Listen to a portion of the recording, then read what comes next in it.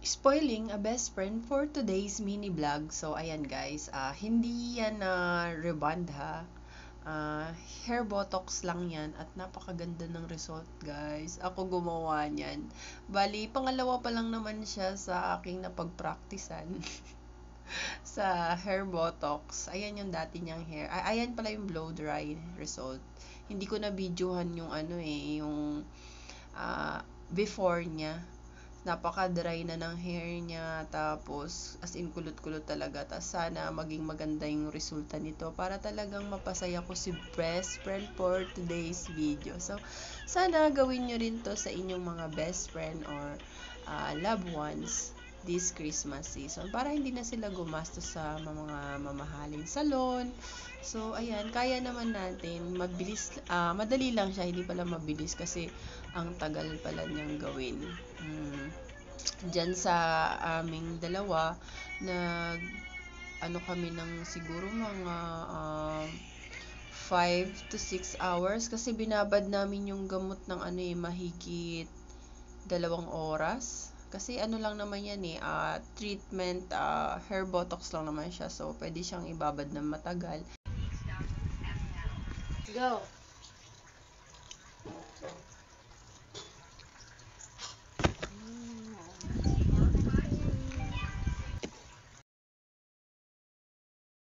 Wow! Ano yan, Mama? Guess what? It's a pizza. Big. Wow! Oh my gosh! Oh my gosh! What, Isa? It's oh my gosh. It's oh my gosh!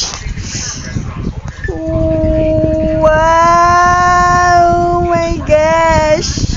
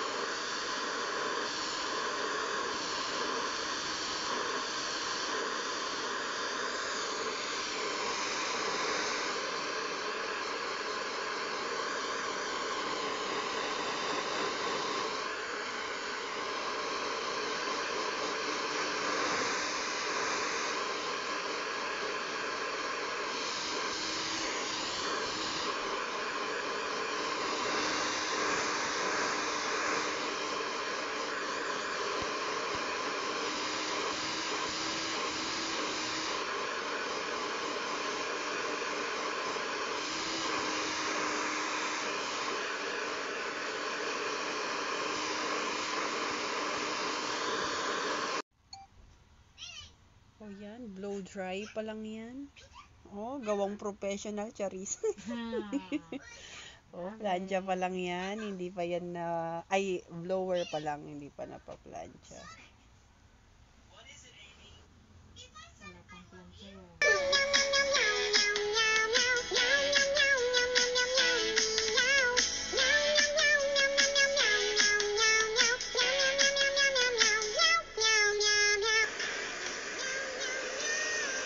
Yan, blow dry pa lang yan.